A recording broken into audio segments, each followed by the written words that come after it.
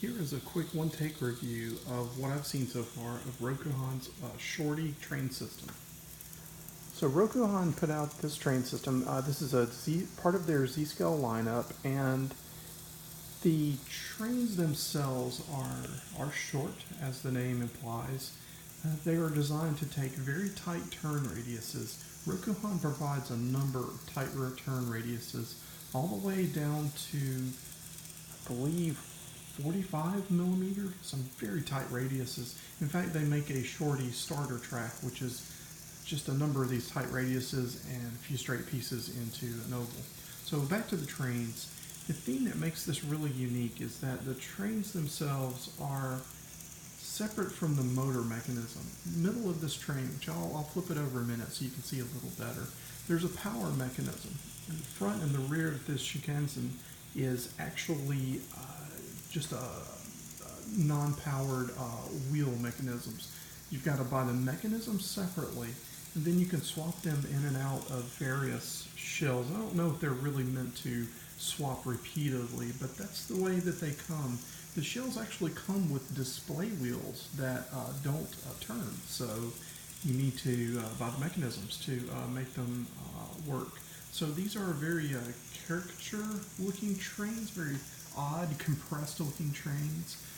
Rokuhan makes a old-time diesel motor passenger train, a little local passenger train. They make a modern diesel train, and they make a couple of the Shinkansens so far. Assumably they're going to make more in the near future. And they have two chassis, one with the trucks that go with the Shinkansens, and one that goes with the older passenger train and the freight car. So let me let this come around one more time, and I'll flip these over real quick so we can take a look underneath. One thing before we do that I want to point out is that these run on the same DC controller that the regular trains run on, but the control is very, very, very tricky. I shouldn't say tricky, it's very sensitive. I'm okay with it. I think it's fine, and it certainly allows some crazy toy-like speeds, which you may or may not like. But if you want more range of control, there's a company called Z-Trains. You can get this from the AZL and Rokuhan distributor. They sell this brand as well. This is a power lead extension. All it has is a resistor. I don't know the value. It's wrapped up, but it's just a resistor in the power lead.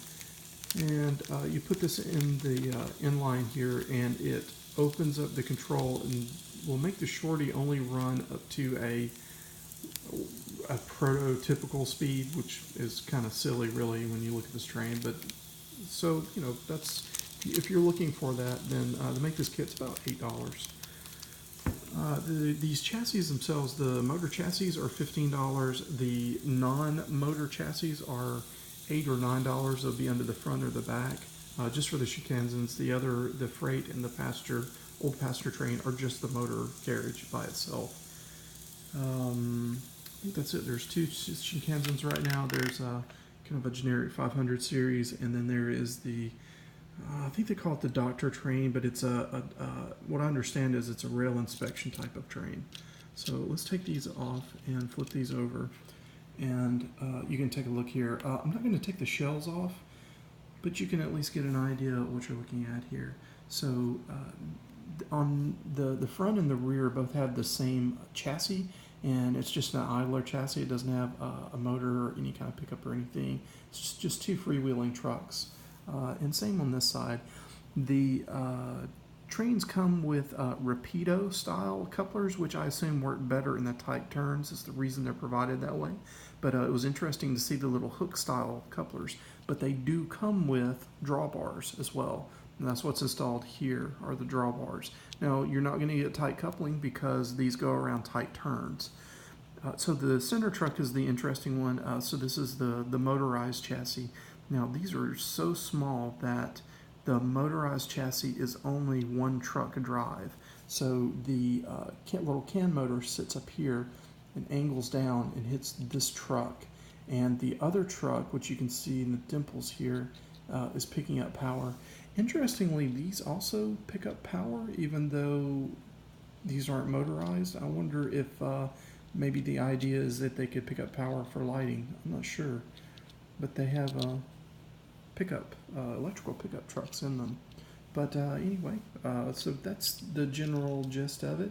If you were to do the old-time passenger car, or to do the, it's an EF65, a caricature of the EF65, which is an electric freight diesel, an electric freight locomotive.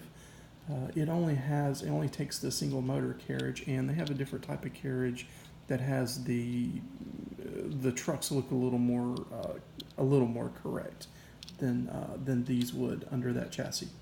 So that's it. I hope you enjoyed this quick review.